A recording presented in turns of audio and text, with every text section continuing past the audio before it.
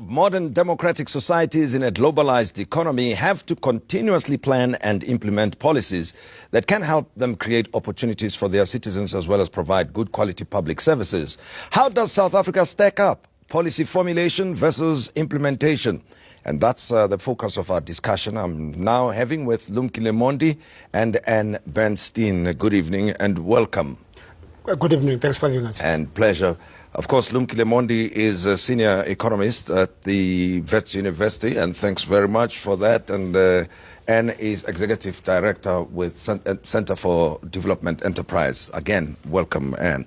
Now, right away, let me start with you, Lumkile Mondi, and ask about the statistician general, the former statistician general, Padile Hotla, and his contribution to South Africa's public life. What do you make of his contribution?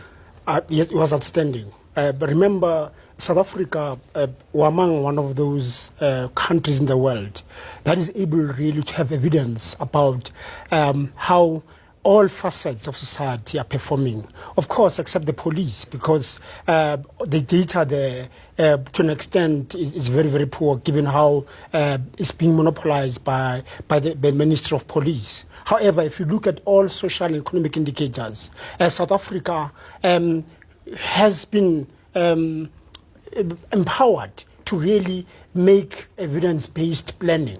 And through his role and his team around him, we're able to really have those facts behind us. However, yeah, go ahead. However, we know very, very, very well that the governing African National Congress party has really done very, very little in using status A information and data that party previously and now the new leadership provides for us really to go beyond rhetoric and use what evidence is giving us to make policies that will lead to implementation of those policies to make a better life for all. Yeah, which means then, therefore, you don't really need to read the newspapers and other things to know what is going on and how to plan, because that's SA is exactly what they're doing. They provide that information anyway for the policy planners to work from, isn't it? Very much so, Tim. That means if you've got a capable state, you've got a society that uses that evidence to make decisions which could change our society, to make our economy very competitive globally, but at the same time ensuring that the education is quality, the quality of the teachers we have are well trained, they've got access to a fantastic institution as well as human capital. In that regard, you create a society that's ready for the 21st century.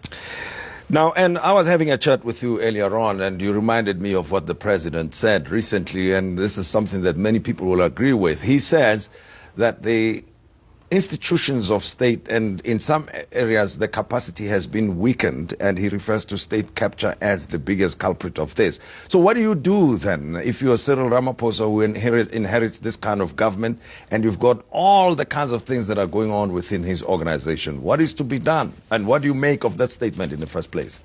Look, it's a remarkable statement for a president of a country to make, that governance is collapsing throughout South Africa. It's uneven, of course.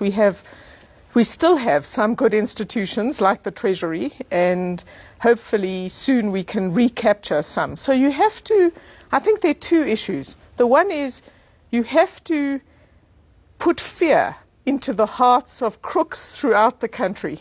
And it's not just the big guys, the Guptas, which we have to go after, and the phenomenal state capture project that they and many in the ANC colluded with. But we have Guptas in every little town throughout South Africa. And what we have to do is put fear in the hearts of these people that you could be found out and you would go to jail. So we don't have to do it perfectly, but we have to do enough that people start thinking there are consequences to me stealing public money from the poor. I think that's the first thing we have to do. The second consequence of what the president is saying is, of course, in the medium term, we have to rebuild the state, and he has taken some actions in that respect, and I support him in that. There's more to come, and there's more to do. But we also then have to say, you cannot invent policies for South Africa that assume we have a really capable state. So I was having a discussion the other day with a whole lot of experts on land reform, and they go on and on about the state must do this and the state must do that. And eventually I said, Where is this state? The only capacity in rural South Africa is in the private sector. So we have to adapt our policies and make them appropriate to South Africa today. We do not have a Rolls-Royce state. We have a limping state that means you have to rethink where is their capacity in this society. I want to pick up on the point you're making about rural South Africa, and then you say capacities in the private sector. I'm missing the point somewhere.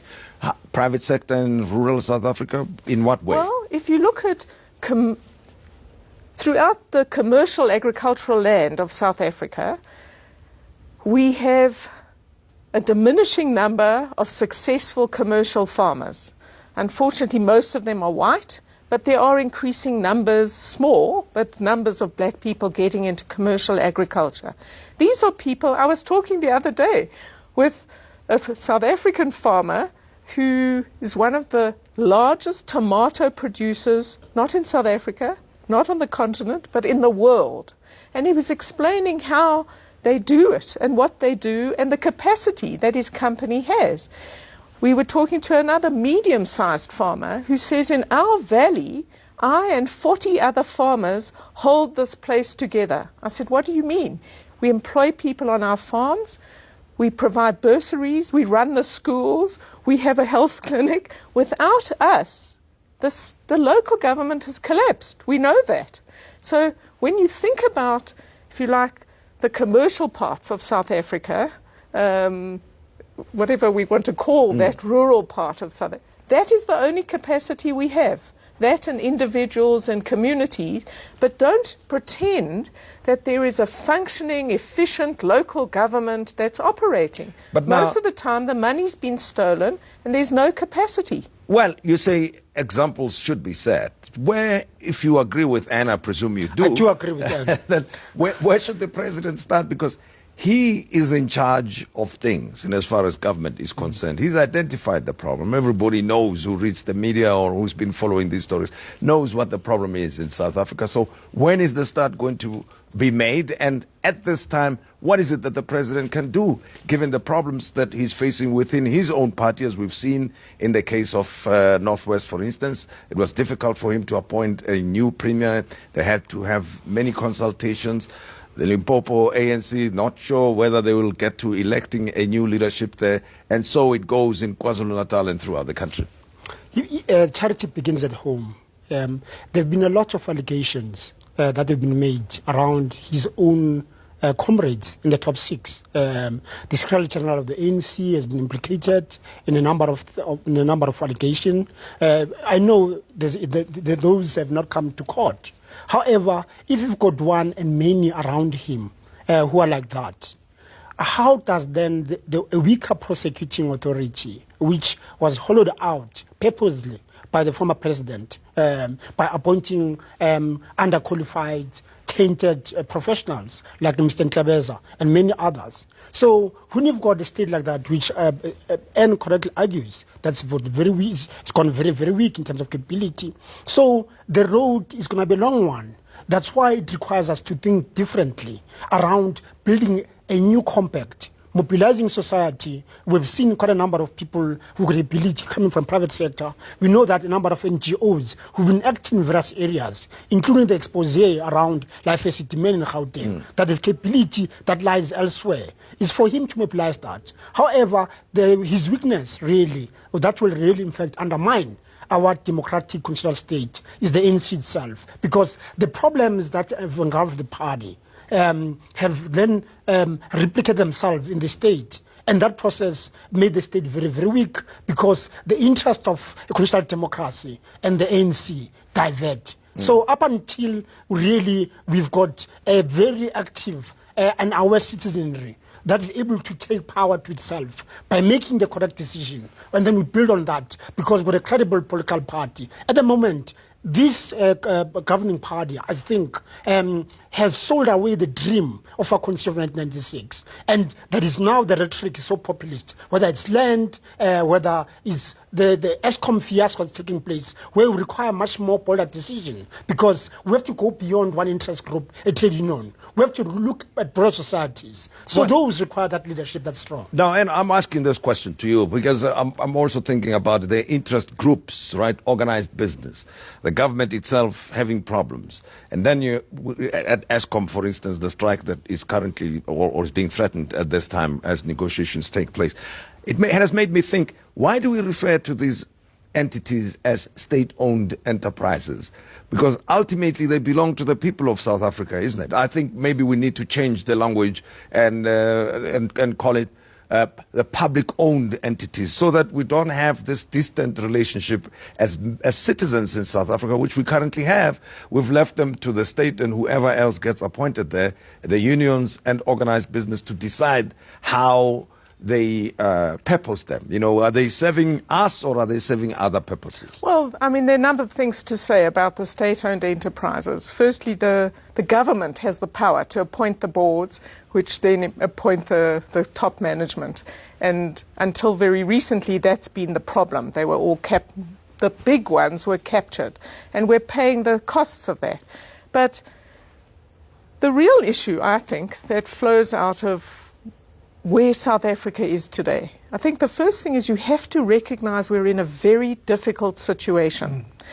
And in my view, unless we start thinking differently, we shouldn't be going back to the old ANC pre-Zuma. I don't think that's going to work now. I think we have to think differently about how this country gets growth, because that is going to be the absolutely vital ingredient. Necessary, not sufficient. But without growth, this country is in enormous trouble. I think our democracy will be at stake, and human rights, and the role of the army. So growth is absolutely vital, and then we have to think differently about the state and the role of the state and the role of markets. Now, the unions are claiming that why must the workers take the brunt of the mismanagement, the state capture project at Eskom, for example. Well, firstly, Eskom has far more workers than it should have. It has about 15,000 more people than most equivalent organizations of that kind elsewhere in the world. And most of these people are overpaid. So we have to deal with this. And we have to find ways in which we can move beyond what's only good for the ANC and what's good for South Africa. I think that's what Lumkile is saying, and I agree with him 100%. Is the president going to be president in the national interest for South Africa, and how can he carve that difficult path? Or is he going to only worry about ANC issues as we head to the election? Well, interesting conversation that we're having this evening. Lumkile, Mondi and Bernstein. Is the president going to serve in the best interests of South Africa at this time, as difficult as it is, or is he going to serve in the best interests of the ANC? Or does he have to find a way of bringing the two together? We continue our conversation in a moment.